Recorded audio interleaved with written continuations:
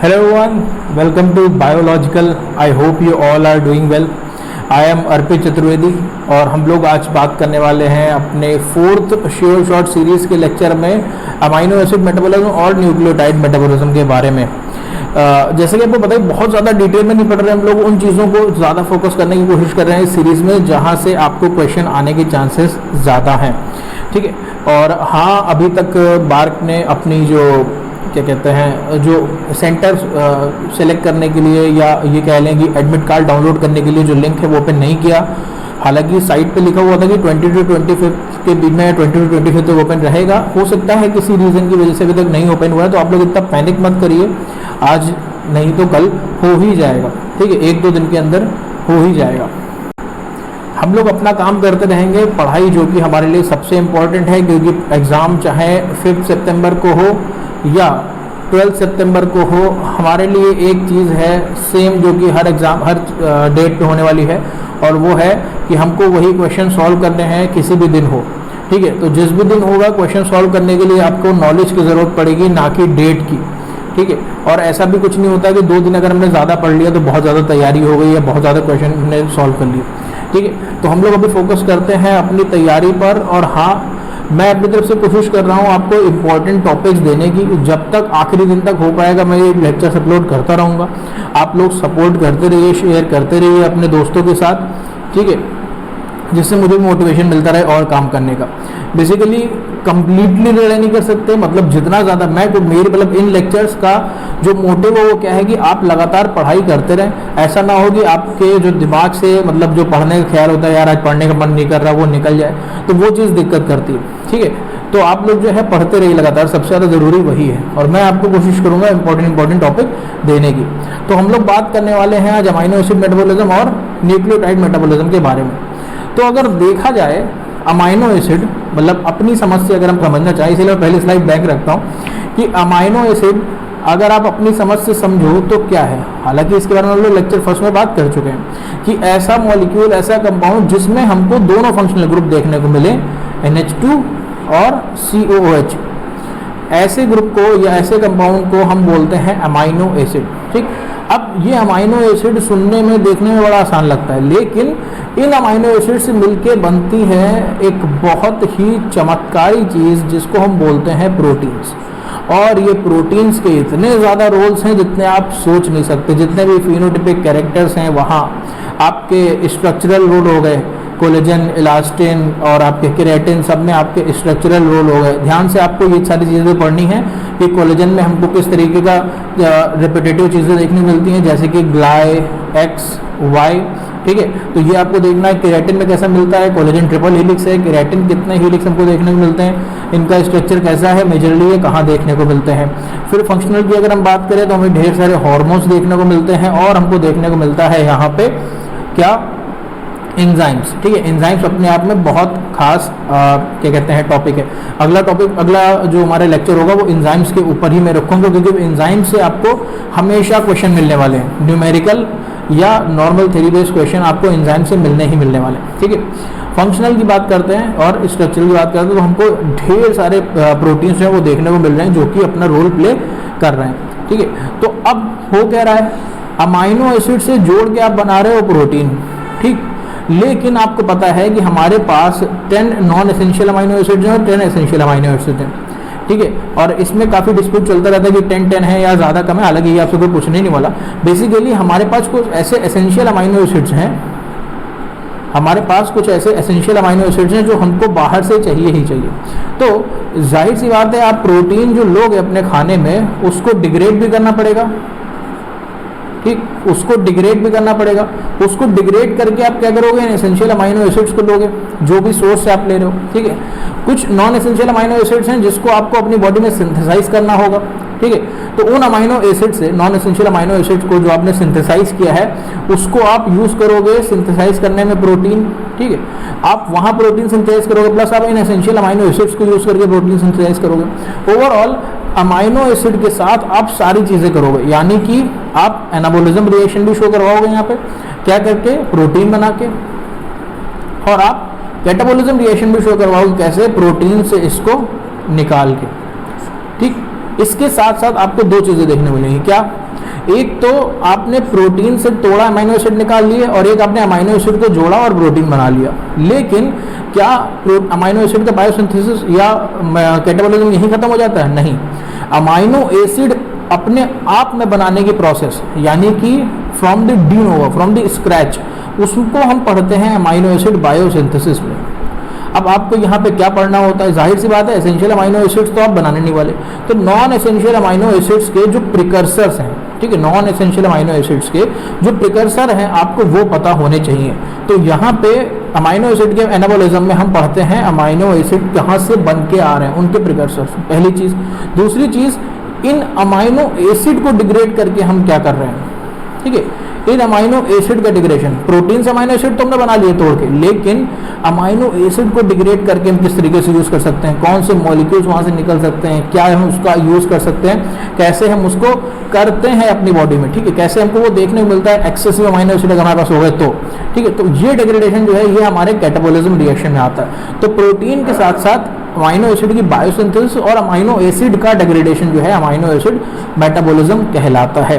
तो एक एक करके हम इनके बारे में देखने की कोशिश करते हैं। सबसे पहले हम देखते हैं अमाइनो एसिड जो अपना ये मैंने आपके लिए एक्स्ट्रा रख दिया, आप इसका चाहो तो स्क्रीनशॉट ले लेना, कोई बहुत खास नहीं है, बस इसमें प्रोटीन के बारे में बताया गया कि हाँ प्रोटीन इतना हमको देखने को मिलता है 10 to 12 kg अपने एडल्ट बॉडी में, है ना, और वो बहुत सारे फंक्शन परफॉर्म करता है, enzymes, hormone, clotting factor, receptor, बहुत सारी चीज़ें ऐसी हैं जो प्रोटीन जो है हमको परफॉर्म करता हुआ दिखता है। इसके साथ स्ट्रक्चरल रोल प्ले करता है, स्केलेटन और करेक्टिव टिश्यू में प्रीडोमिनेटली कोलेजन में जो है रोल प्ले करता है।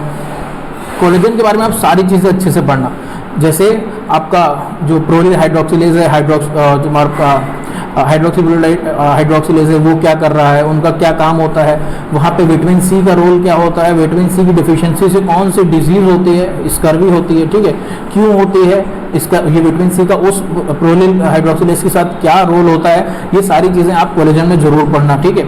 और जो भी दिक्कत हो आप मुझे मेल करो, मुझे कमेंट करो, आपको पता है मैं सबका रिप्लाई करता हूँ, भले ही कभी कभी देर हो जाती है थोड़ी, लेकिन सबका रिप्लाई करने की कोशिश करता हूँ, ठीक है। उसके साथ साथ आपके ढेर सारे अमाइनो एसिड्स यानी कि 20 नेचुरली अकरिंग अमाइनो एसिड्स हैं, उसको किस तरीके से यूज़ किया जा रहा है वो हमें पता है और वही हम मेटाबॉलिज्म में पढ़ते हैं। तो ये एक बहुत ही अच्छा मुझे डायग्राम मिला है, आप लोग के लिए बहुत इंपॉर्टेंट है, आप लोग इसका स्क्रीनशॉट ले लीजिए, ठीक है, मुझे क्रॉप कर दीजिएगा, है ना। तो हम लोग बात करते हैं, सबसे पहले हमको पता है जो हमारी ग्लाइकोलिसिस है वहाँ से शुरू हो रही है, glucose, fructose phosphate, fructose 1,6 bisphosphate, glycerate 3 phosphate, dihydroxy phosphate, और फिर हमारे पास आ रहा है 3 फॉस्फोग्लिसरेट। तो 3 फॉस्फोग्लिसरेट प्रिकर्सर बन रहा है किसका? सीरीन का, ठीक। और सीरीन अल्टीमेटली सीरीन से कन्वर्ट करके बनाया जा सकता है ग्लाइसिन, और सीरीन से ही कन्वर्ट करके बनाया जा सकता है cysteine, okay.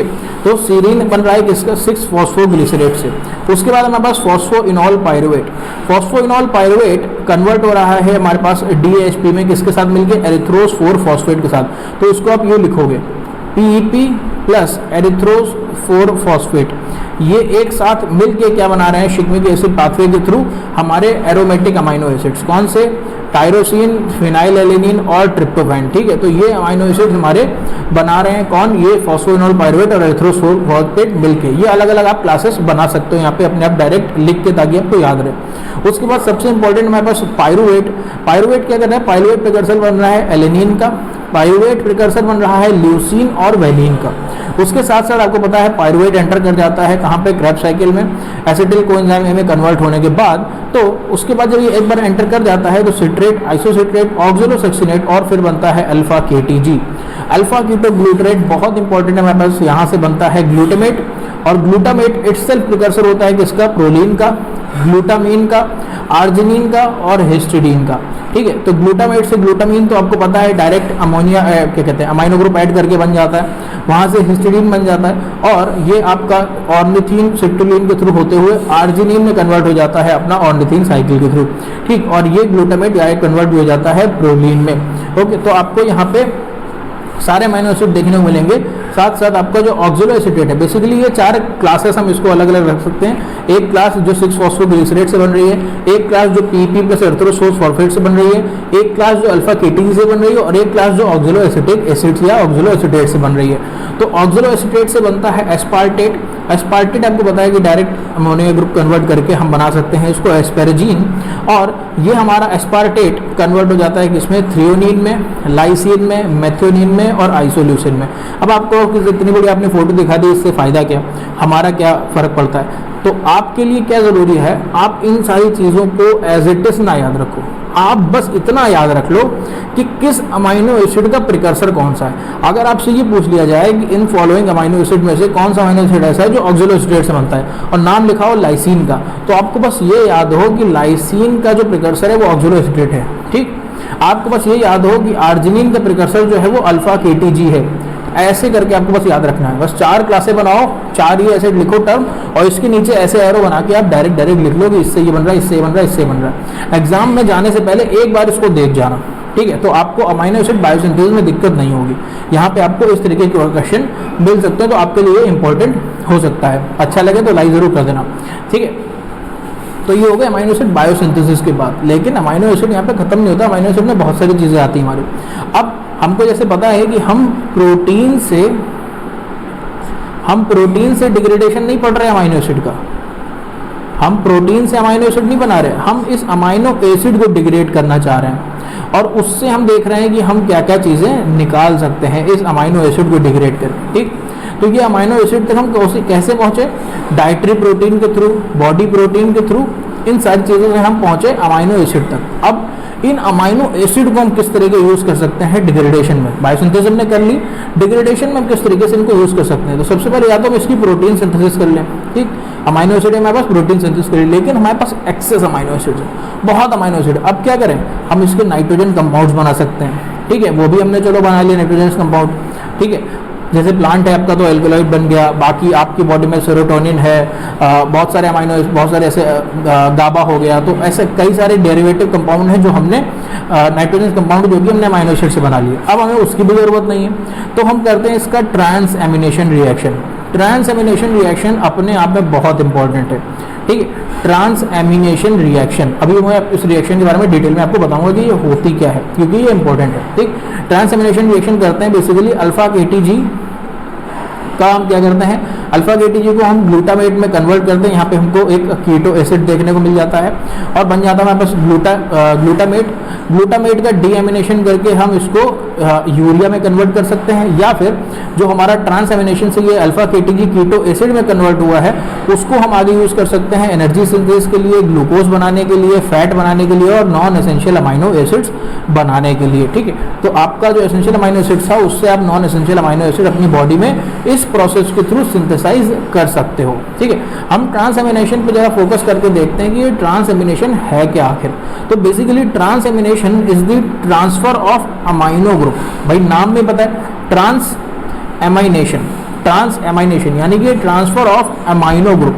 Transfer of amino group हो रहा है कहाँ से, एक अमाइनो एसिड से एक कीटो एसिड पे, ठीक है, amino acid to a keto acid. तो इस तरीके का जो ट्रांस एमिनेशन रिएक्शन हमको देखने को मिल रही है या इस तरीके की रिएक्शन को देखने को मिल रही है उसको हम कह रहे हैं ट्रांस एमाइनेशन, ठीक है। ट्रांस एमिनेशन ये बहुत इंपॉर्टेंट रिएक्शन है, आपसे पूछी भी जा सकती है। एंजाइम जो यहाँ पे होता है उसको हम कहते हैं ट्रांस एमिनेस, ठीक है, ट्रांस एमिनेस। तो अब देखो यहाँ पे अमाइनो एसिड 1 है आपके पास, एक है कीटो एसिड 2, ठीक। तो जब इसका ट्रांस एमिनेशन रिएक्शन होगा तब आपका जो अमाइनो एसिड है वो कन्वर्ट हो जाएगा कीटो एसिड में, और जो आपका कीटो एसिड है वो कन्वर्ट हो जाएगा अमाइनो एसिड में। क्यों, क्योंकि यहाँ पे ये अमाइनो ग्रुप ट्रांसफर हो गया है इस पे, ठीक है, ये अमाइनो ग्रुप ट्रांसफर हो गया है इस पे। यहाँ की कुछ खास बातें जो आपको याद रखनी है कि जब भी ट्रांस एमिनेशन रिएक्शन होगी आपको पेरिडॉक्सल फॉस्फेट की जरूरत पड़ेगी एज अ कोफैक्टर, ठीक है, एज अ कोफैक्टर आपको पेरिडॉक्सल फॉस्फेट की जरूरत पड़ेगी। बिना पेरिडॉक्सल फॉस्फेट के आप ये रिएक्शन नहीं कर सकते, पहली चीज। दूसरी चीज ये पूछी जाती है कि क्या ट्रांस एमिनेशन रिएक्शन में कभी भी फ्री NH2 या फ्री अमोनिया इवॉल्व होती है, तो आप कह दोगे नहीं, कभी भी ट्रांस एमिनेशन रिएक्शन में फ्री NH2 इवॉल्व नहीं होती है और पेरिडॉक्सल फॉस्फेट की हमें ज़रूरत पड़ती है, ठीक।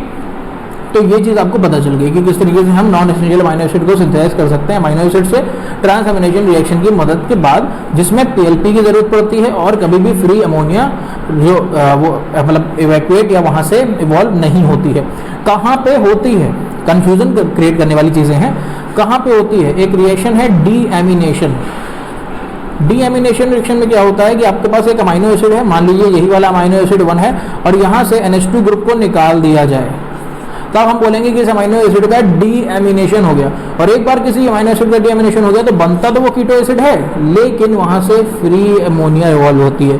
तो ये बच्चों को कंफ्यूज किया जाता है कि डीएमिनेशन रिएक्शन में फ्री अमोनिया इवॉल्व होती है या ट्रांसएमिनेशन रिएक्शन में फ्री अमोनिया इवॉल्व होती है। तो ये बात ध्यान रखना, ट्रांसएमिनेशन रिएक्शन में कभी भी फ्री अमोनिया इवॉल्व नहीं होगी, डीएमिनेशन रिएक्शन में फ्री अमोनिया इवॉल्व होगी।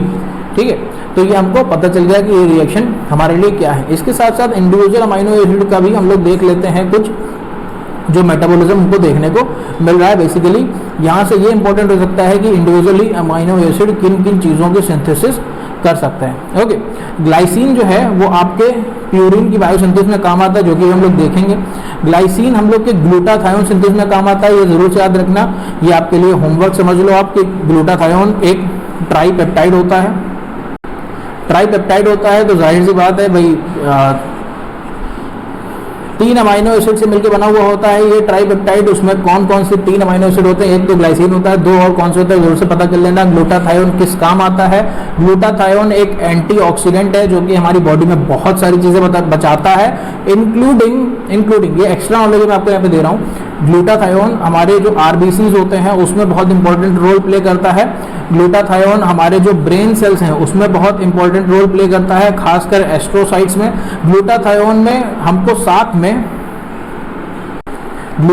हमको साथ में सेलेनियम ग्रुप देखने को मिलता है। इसके साथ साथ ब्रेन में भी एंटीऑक्सीडेंट का काम करता है, आरबीसी में भी एंटीऑक्सीडेंट का काम करता है। आरबीसी में Fe2+ जब तक रहता है हीमोग्लोबिन में तब तक हम उसको नॉर्मल हीमोग्लोबिन कहते हैं। जब हीमोग्लोबिन में Fe2+ कन्वर्ट हो जाता है Fe3+ में तब हम उसको कहते हैं मेट हीमोग्लोबिन। ठीक है, तो इसका काम होता है ग्लूटाथायोन का कि Fe2+ को Fe3+ में कन्वर्ट ना होने दे, इसको ऑक्सीडाइज ना होने दे। ठीक है, तो ये इसका मेजर रोल है। अगर ये Fe2+ में कन्वर्ट हो गया, मेट हीमोग्लोबिन एक बार बन गया, तो जाहिर सी बात है आपका हीमोग्लोबिन फिर ऑक्सीजन कैरी नहीं कर पाएगा और आप दम घुट के मर जाओगे। ठीक है, तो इसका क्या काम है? इसका यही काम है इंपॉर्टेंट कि उसको बचा के रखे, ऑक्सीडाइज ना होने दे, Fe2+ तक ही रखे, Fe3+ में ना जाने दे। ठीक है, तो ये हो गया ग्लाइसिन। उसके बाद हमको देखने को मिल रहा है, एक लैपटॉप बहुत परेशान कर रहा है। तो हमको ये पता चल गया कि ये जो Fe3+ में इसको कन्वर्ट होने नहीं दे रहा, मेट हीमोग्लोबिन बनने नहीं दे रहा है और अल्टीमेटली हमको बचा रहा है। तो ग्लूटाथायोन अपने आप में बहुत इंपॉर्टेंट है। जाहिर सी बात, इतनी सारी इंपॉर्टेंट बातें हैं तो एक बार तो पढ़ लेना इसके बारे में कि क्या होता है। ठीक है, प्लस कॉन्जुगेशन में काम आता है, बाइल एसिड बनाने में, डिटॉक्सिफिकेशन करने में, हीम को सिंथेसाइज करने में काम आता है, क्रिएटिन को बनाने में काम आता है, फॉर्मेट बनने के लिए काम आता है क्योंकि आपको पता है कि ये सिंपलेस्ट अमीनो एसिड है, SCHO आराम से बना सकता है। अमोनिया बनाने में काम आता है, ग्लूकोज के सिंथेसिस में काम आता है, ऑक्सीलेट के सिंथेसिस में काम आता है, सीरीन के सिंथेसिस में काम आता है और प्रोटीन्स के सिंथेसिस में तो काम आता है ही, खासकर बीटा टर्न्स में। ठीक है, तो इतनी सारी जगह हमको ये यूज होता हुआ मिल रहा है, एकदम चमत्कारी अमीनो एसिड हमारे लिए। उसके बाद हमारे पास फिनाइलएलेनिन, तो फिनाइलएलेनिन को हम डायरेक्ट प्रोटीन में यूज कर लेते हैं या हम फिनाइलएलेनिन को कन्वर्ट कर लेते हैं टायरोसिन में। टायरोसिन के अपने आप बहुत सारे रोल्स हैं। एक तो मेलानिन के सिंथेसिस में काम आता है जो कि हमारे पिगमेंट की तरह काम करता है, स्किन को पिगमेंट देता है, हेयर को पिगमेंट देता है और आई को पिगमेंट देता है। डोपामीन में काम आता है, इनहिबिटर न्यूरोट्रांसमीटर। आपको पता है जितने भी पार्किंसन डिजीज है, इन सारी डिजीज के ट्रीटमेंट के लिए हमको डोपामीन की जरूरत पड़ती है जो कि L-डोपा के रूप में दिया जाता है, क्योंकि L-डोपा ही ब्लड ब्रेन बैरियर को क्रॉस कर सकता है और डोपामीन एग्जैक्टली नहीं कर सकता। इसीलिए तो टायरोसिन हमारे डोपामीन बनाने के काम आता है। बेसिकली एपिनेफ्रिन इनके सिंथेसिस में काम आता है, इनके इनकी सिंथेसिस और प्लस इनका जो रोल है उसमें काम आता है। प्लस थायरोक्सिन यानी कि T3 जो हमारा थायराइड ग्लैंड के हार्मोन्स है उसको बनाने में काम आता है, ग्लूकोज बनाने में काम आता है और फैट बनाने में काम आता है। इसके साथ साथ जो हमारा टायरोसिन है ये बहुत इंपॉर्टेंट रोल प्ले करता है, मतलब इन सारी चीज़ों के अलावा भी बहुत सारे प्रोटीन के प्रिकर्सर के लिए काम आता है। तो एक बार आप वो जरूर से देख लेना कि और किसमें काम आता है। तो फिनाइलएलेनिन, टायरोसिन और ट्रिप्टोफैन हमारे लिए इसके साथ साथ बहुत इंपॉर्टेंट है। ट्रिप्टोफैन से आपको बहुत सारी चीज़ें देखने को मिलेंगी जहाँ से हमको ये देखने को मिल रहा है। एक तो हमको NAD+ और NADP+ में देखने को मिल रहा है, कोएंजाइम नियासिन की तरह काम करता है। ठीक, फिर हमारे पास सेरोटोनिन है। सेरोटोनिन आपको पता है स्लीप इंड्यूसिंग फैक्टर की तरह काम करता है और सेरोटोनिन से सेरोटोनिन भी सेक्रेट हो जाता है, और 5 हाइड्रोक्सी इंडोल एसिटिक एसिड यानी कि जो हमारा ऑक्सीजन है वो सेक्रेट हो जाता है। बेसिकली सेरोटोनिन जो है या ट्रिप्टोफैन जो है ये डायरेक्टली बहुत इंपॉर्टेंट है इन तीनों मॉलिक्यूल की, इन तीनों कंपाउंड के सिंथेसिस के लिए। सेरोटोनिन भी हमारी बॉडी के लिए बहुत जरूरी है, स्ट्रेस रिड्यूसिंग एक तरीके से हम कह सकते हैं फैक्टर है हमारा, ठीक है, स्लीप इंड्यूसिंग, और इंडोल एसिटिक एसिड तो आप जानते ही ऑक्सीजन प्लांट के लिए कितना इंपॉर्टेंट होता है। इसके साथ साथ प्रोटीन बनाने के काम आ रहा है, ग्लूकोज बनाने के काम आ रहा है, फैट बनाने के काम आ रहा है, और इंडोल एसिटिक एसिड बनाने के काम आ रहा है। ग्लूकोज वाले में आप कंफ्यूज मत होना, अभी मैं आपको एक टेबल दे दूंगा जिसका आप स्क्रीनशॉट ले लेना, मजे से आपको ये याद हो जाएगा कि कौन सा आपको कैसा अमाइनो एसिड देखने को मिल रहा है। उसके साथ साथ हमारे पास मेथियोनिन है और सिस्टीन है, ये दोनों अमाइनो एसिड एक साथ इसीलिए रखे गए हैं क्योंकि दोनों ही अमाइनो एसिड में सल्फर होती है। भूलना मत ये चीज़, अगर कहीं भी सल्फर कंटेनिंग अमाइनो एसिड पूछ लिया जाए तो यही होता क्या है, कई बार हम लोग बहुत बड़ी बड़ी चीज़ें पढ़ लेते हैं और छोटी छोटी चीज़ें हम लोग भूल जाते हैं, है ना। और आप लोग को मेरी वीडियो को 2x में चलाने की जरूरत भी नहीं पड़ती होगी क्योंकि मैं 2x में ऐसे ही बोलता हूँ, तो आप कहाँ से इसको 2x में चलाओगे। अगर मेरी वीडियो को 2x पर रन करोगे यूट्यूब पे तो वो इतनी तेज हो जाएगी कि फिर सोचना ही नहीं पड़ेगा कुछ, ठीक है। तो मेथियोनिन की बात करते हैं। Methionine sulphur containing amino acid है, सिस्टीन भी हमारा सल्फर कंटेनिंग अमाइनो एसिड है। मेथियोनिन ट्रांसमिटाइलेशन में काम आ रहा है, सिस्टरथेओन के सिंथेसिस में काम आ रहा है, पॉलीअमाइंस के सिंथेसिस में काम आ रहा है, और प्रोटीन के सिंथेसिस में काम आ रहा है। मेथियोनिन जो सबसे जरूरी चीज़ आपको पता है कि फर्स्ट अमाइनो एसिड का रोल प्ले करता है, ये रोल कभी मत भूलना इसका, ठीक है। उसके साथ साथ सिस्टीन हमारा प्रोटीन बनाने का काम आ रहा है, हमारा ग्लूकोज बनाने का काम आ रहा है, ग्लूटाथायोन में दूसरा अमाइनो एसिड आपको मिल चुका है सिस्टीन, ठीक। इसके साथ साथ टॉरिन बनाने का काम आ रहा है, कोएंजाइम एक बनाने का काम आ रहा है, एक्टिव सल्फेट बनाने का काम आ रहा है, और सबसे ज़्यादा इंपॉर्टेंट काम सिस्टीन के बीच में डाइसल्फाइड ब्रिज बनाने के काम आ रहा है, जो कि प्रोटीन के स्ट्रक्चर्स को आपस में जोड़ के रखता है। उसके बिना प्रोटीन के स्ट्रक्चर को बनाए रखना मुश्किल है, नहीं नामुमकिन हो जाएगा, डाउन हो जाएंगे वो, ठीक है। इसके अलावा हमारे पास ग्लूटामेट और ग्लूटामीन बड़े आराम से ये इंटर कन्वर्टेबल होते हैं, अमाइनो ग्रुप को इधर से उधर करो और ये ग्लूटामेट से ग्लूटामीन में कन्वर्ट हो जाते हैं। तो बेसिकली ग्लूटामेट हमारे गाबा बनाने का काम हो रहा है, अल्फा अमाइनो ब्यूटारिक एसिड आपको पता है इनहिबिटर न्यूरोट्रांसमीटर है। ग्लूटाथायोन में अरे सब तो अमाइनो एसिड यही मिल गए आपको, मैंने सोचा था होमवर्क करोगे आप। तो ग्लूटाथायोन में आपको ग्लूटामेट मिल गया, सिस्टीन मिल गया और ग्लाइसिन मिल गया, ठीक है। ट्राइपेप्टाइड आपका पूरा हो गया। एन एसिटिल ग्लूटामेट, लेकिन बताया इतना इंपॉर्टेंट है तो पढ़ना जरूर एक बार। एन एसिटाइल ग्लूटामेट, फिर गामा कार्बोक्सी ग्लूटामेट आपको क्लॉटिंग फैक्टर देखने को मिल रहा है। प्रोटीन्स में आप इसको यूज़ कर रहे हो, अमोनिया इसको बनाने में यूज़ कर रहे हो, ग्लूकोज में यूज़ कर रहे हो, हिस्टिडीन बना रहे हो, इससे प्रोलीन बना रहे हो, आर्जिनिन बना रहे हो। इसके साथ साथ जो हमारा ग्लूटामेट है वो ग्लूटामीन जो हमारा वो प्यूरिन सिंथेसिस में काम आ रहा है, पिरिमिडीन सिंथेसिस में काम आ रहा है, अमाइनो शुगर में काम आ रहा है, डिटॉक्सिफिकेशन में काम आ रहा है, और यूरिया सिंथेसिस में भी काम आ रहा है प्रोटीन के साथ साथ। बेसिकली प्यूरिन और पिरिमिडीन सिंथेसिस में ग्लूटामीन का अपना बहुत ज़्यादा रोल है, क्योंकि प्यूरिन में और पिरिमिडीन में दोनों में ही जो नाइट्रोजन है वो कहाँ से आ रहा है, वो इसी ग्लूटामीन के जो आर चेन में या हम ये कह रहे साइड चेन में जो अमाइनो ग्रुप है वहाँ से आता है। तो ये बहुत ज़्यादा इंपॉर्टेंट हो जाता है इस तरीके से, जो कि अभी हम लोग इसी वीडियो में देखेंगे, ठीक है। बात करें यहाँ पे, अगर हम क्लासिफिकेशन करने की कोशिश करें अमाइनो एसिड की कि वो जो अपना उनका कार्बन स्केलेटन है उसका फेट क्या होगा, जो कि हालांकि ज़्यादातर पूछ लिया जाता है कि ऐसे अमाइनो एसिड जिनसे हम ग्लूकोज बना सकें, ऐसे अमाइनो एसिड जिससे हम ग्लूकोज और कीटोन बॉडी दोनों बना सकें, और ऐसे जिनसे हम सिर्फ कीटोन बॉडी बना सकें या सिर्फ वो कीटोजेनिक हो, तो ऐसे अमाइनो एसिड को हम ग्लाइकोजेनिक एंड कीटोजेनिक की कैटेगरी में रखते हैं। तो बेसिकली यहाँ पे alanine, arginine, aspartate, cysteine, glutamine, glutamate, glycine, histidine, hydroxyproline, methionine, proline, serine, threonine, valine, इसको हम कह रहे हैं ग्लाइकोजेनिक यानी कि ग्लूकोजेनिक, जो कि ग्लूकोज के सिंथेसिस कर सकते हैं।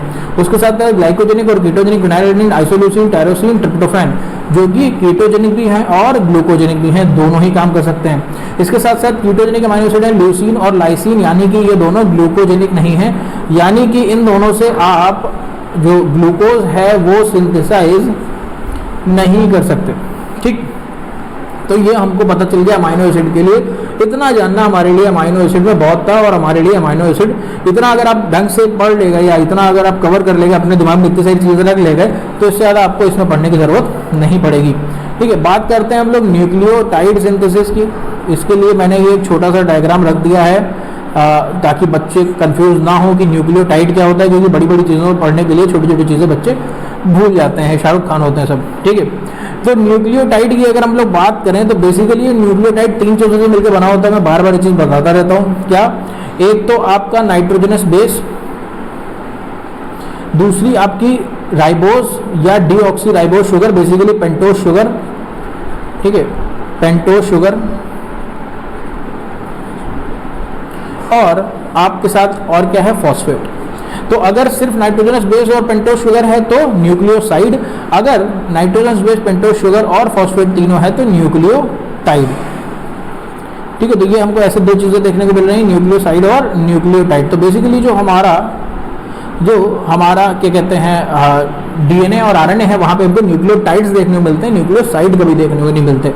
ये हमारे पास सबसे पहले बेस है जो कि C1 कार्बन पे लगा होता है, हमेशा याद रखने वाली बात, C1 carbon of pentose sugar. उसके साथ साथ C5 कार्बन पे हमारे पास फॉस्फेट लगा होता है। ठीक है, C5 कार्बन पे हमारे पास फॉस्फेट लगा होता है, तो यही 5 प्राइम क्या करता है, इस 3 प्राइम के साथ लिंक करके न्यूक्लियोटाइड लिंकेज बनाने की कोशिश करता है या फॉस्फोडाइस्टर बॉन्ड बनाने की कोशिश करता है, जिससे हमारा डीएनए जो है उसकी बैकबोन बनती है और वो बना रहता है। इसके साथ साथ ये OH ग्रुप हमको राइबोस में देखने को मिलता है, H ग्रुप हमको ये देखने को मिलता है डीऑक्सीराइबोस में, सिर्फ और सिर्फ इस O की कमी से। अगर यहाँ O है तो राइबोस यानी कि आरएनए बनाएगा, और अगर यहाँ O नहीं है यानी कि डीऑक्सीराइबोस यानी कि डीएनए बनाएगा। ठीक है, इसके साथ साथ हमारे पास ये जो बेसेस हैं, ये दो कैटेगरी हमको देखने को मिलती है, प्यूरिन और पिरिमिडिन। प्यूरिन बेसेस हमको 2 तरीके के देखने को मिलते हैं, पिरिमिडिन बेसेस हमको 3 तरीके के देखने को मिलते हैं। आपको याद क्या रखना है, प्यूरिन डबल रिंग स्ट्रक्चर होता है, पिरिमिडिन सिंगल रिंग स्ट्रक्चर होता है। प्यूरिन में एडेनिन और ग्वाइनिन आते हैं, पिरिमिडिन में साइटोसिन, यूरेसिल और थाइमिन आते हैं, जिसमें से साइटोसिन और थाइमिन आपको डीएनए में देखने को मिलते हैं और साइटोसिन और यूरेसिल आपको आरएनए में देखने को मिलते हैं। थाइमिन हमेशा एडेनिन के साथ डबल बॉन्ड बनाता है, डबल हाइड्रोजन बॉन्ड। ग्वाइनिन हमेशा साइटोसिन के साथ ट्रिपल बॉन्ड बनाता है। जब आरएनए होता है तो वहाँ पे थाइमिन नहीं होता, तो एडेनिन जो है वो यूरेसिल के साथ डबल हाइड्रोजन बॉन्ड बनाता है। इनका स्ट्रक्चर कुछ इस तरीके का होता है और इनकी नंबरिंग जो है ऐसे करी जाती है 1 2 3 4 5 6 7 8 9। जब प्यूरिन, सारी चीज़ें मैं आपको बता दे रहा हूँ, इंपॉर्टेंट, थोड़ी तेज़ हो रहा है, पता नहीं क्यों भी तेज़ हो रहा है। ठीक है, तो ये जो N9 है, प्यूरिन का N9 इधर और ये इधर, ठीक, यहाँ से ये हमेशा लिंक होता है हमारे पेंटोस शुगर से। ध्यान देने वाली बात, इस N9 से ये पेंटोस शुगर से लिंक होता है और साइटोसिन, यूरेसिल और थाइमिन इस N1 से लिंक होते हैं पेंटोस शुगर के साथ। ठीक, इस N1 से लिंक होते हैं पेंटोस शुगर के साथ। हमें बेसिकली यहाँ पे याद क्या रखना है, हालांकि है तो ये बहुत बड़ा, इसकी साइकिल बहुत बड़ी, लेकिन इधर में याद नहीं रखना। हमें ये याद रखना है कि जो प्यूरिन बन रहा है इसमें कार्बन और नाइट्रोजन कहाँ से आ रहे हैं, और जो पिरिमिडिन बन रहा है इसमें ये कार्बन और नाइट्रोजन कहाँ से आ रहे हैं। तो बेसिकली बात करें अगर प्यूरिन की, तो इस प्यूरिन में हमको देखने को मिल रहा है एक ये ग्लाइसिन की बैकबोन, NCC, पूरा का पूरा ग्लाइसिन आ गया। ठीक, पूरा का पूरा ग्लाइसिन आ गया। आपको ये याद रखना है कि कौन सा, या ये याद रखना है कि किस हमको एटम डोनर से, किस एटॉमिक डोनर से हमको कौन कौन सी चीज़ मिल रही है। ग्लाइसिन से हमको ये बैकबोन मिल रही है। ठीक है, हमारे पास SCO3 माइनस है, वहाँ से हमको ये देखने को मिल रहा है। ठीक, उसके बाद एस्पार्टिक एसिड है हमारे पास, जहाँ से हमको ये नाइट्रोजन देखने को मिल रहा है। फॉर्मेट है यानी कि हमारे पास क्या कहते हैं SCHO, जहाँ से हमको ये कार्बन देखने को मिल रहा है। ग्लूटामीन है जहाँ से हमको ये दोनों कार्बन देखने को मिल रहे हैं, और फॉर्मेट है हमारे पास जहाँ से हमको ये कार्बन देखने को मिल रहा है। तो बेसिकली जितने भी एटम्स हैं जो कि प्यूरिन को बना रहे हैं, प्यूरिन के बैकबोन को बना रहे हैं, प्यूरिन के डबल रिंग स्ट्रक्चर को बना रहे हैं, वो कहाँ से आ रहे हैं ये हमको पता होना बहुत ज़रूरी है अपने एग्जाम पॉइंट ऑफ व्यू से। ठीक है, तो इस वाले क्या कहते हैं पिक्चर को आप स्क्रीनशॉट ले लीजिए, उसको ज़रूर से अपने पास लिख के रख लीजिएगा। आज की जितनी भी स्लाइड्स हैं वो सब ऐसी हैं जो आपको एक पास लिख लेनी चाहिए। अगर आप लोग चाहते हो कि इस वाले उसका स्लाइड का मैं आपको क्या कहते हैं अपना PDF दे दूं, तो ये टेलीग्राम जो ज्वाइन कर लेना, मुझसे कह रहा मैं टेलीग्राम ग्रुप पे इसका PDF जो है वो आपके साथ शेयर कर दूंगा। ठीक है, मैं टेलीग्राम ग्रुप का जो लिंक है वो डिस्क्रिप्शन में दे दूंगा। तो बात करते हैं हम लोग पिरिमिडीन की। तो पिरिमिडीन में हमको ज़्यादा याद रखने के लिए नहीं है, सबसे ज़रूरी हमारे पास ग्लूटामीन, जहाँ से हमको एक नाइट्रोजन देखने को मिल रहा है। कार्बोमोइल फॉस्फेट के थ्रू ये CO2 आ रही है, जिससे हमको ये कार्बन देखने को मिल रहा है, और बाकी की जो बैकबोन है वो हमको एस्पार्टेट से देखने को मिल रही है ये, और राइबोस 5 फॉस्फेट यहाँ पे लिंक है इस नाइट्रोजन के थ्रू। ठीक है, जो कि एस्पार्टेट की बैकबोन है NCCCC। ठीक, तो ये हमको एस्पार्टेट के थ्रू देखने को मिल रहा है। एस्पार्टेट, ग्लूटामीन और CO2 के साथ ही पिरिमिडीन आराम से बन के खुश है। लेकिन प्यूरिन में आपको जरूर से कई सारी चीज़ें याद रखनी है, glycine, SCO3 minus, aspartic acid, format, glutamine, format. ठीक है, तो ये चीज़ आपको ज़रूर से याद रखनी है। अगर अच्छा लग रहा हो तो मज़े वाली बात है, क्योंकि मैंने बहुत अच्छे से ढूंढ के आधी चीज़ें निकाली हैं। इसके साथ साथ अभी DBT बेट में एक जल्दी में सवाल आया था कि प्यूरिन को आप जब क्लीव करोगे तो आपको क्या देखने को मिलेगा, या प्यूरिन का जो डिग्रेडेशन फाइनल प्रोडक्ट है वो आपको क्या देखने को मिलता है।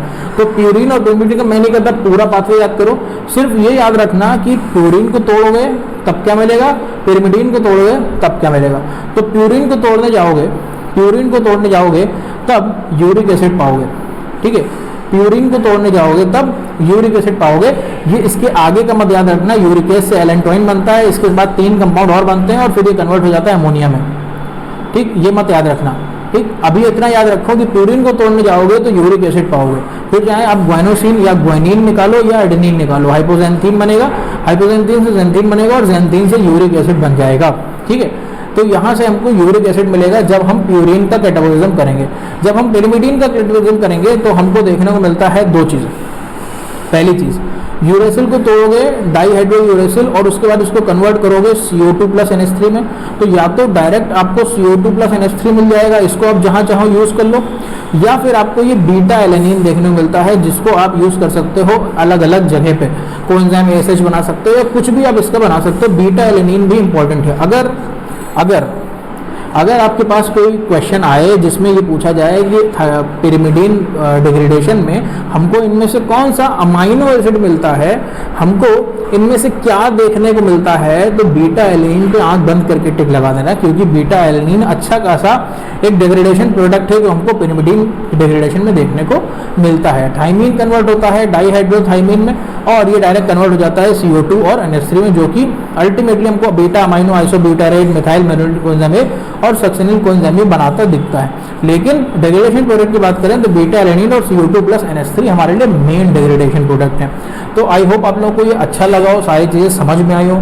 अगर समझ में आई हो तो बहुत अच्छी बात है, ज़रूर से उसको लाइक करना, शेयर करना अपने सभी लोगों के साथ। और आप लोग अगर मुझसे पूरे डिटेल में पढ़ना चाहते हो, जैसे कि बहुत सारी चीज़ें अभी रह जाती हैं क्योंकि हम लोग यहाँ पे जल्दी जल्दी में चीज़ें कवर कर रहे हैं, तो आप मुझे फॉलो कर सकते हो गेट BT एक्सेल के कोर्स पे, जो कि 1 सितंबर से शुरू होने वाला है गुरुमंत्र एकेडमी पे, जिसका मैं ऐप डाउनलोड लिंक अपने वीडियो के डिस्क्रिप्शन में दे दूंगा। आप ये कोर्स के लिए सब्सक्राइब कर लो, बहुत ही सस्ता है। It's 9999 for an complete year. यहाँ पे आपको सारे सोल्यूशन मिलेंगे, पेपर की टेस्ट सीरीज मिलेंगी, रिकॉर्डेड वीडियो मिलेंगे, टेलीग्राम चैनल मिलेगा, PDF मिलेगा, सब कुछ मिलेगा इतने कम रुपए में। इसके साथ साथ आप अगर अर्पित 10 मेरा कोड लगाते हो ARPIT 10 तो आपको 10% डिस्काउंट मिल जाएगा इस 9999 की प्राइसिंग पे भी।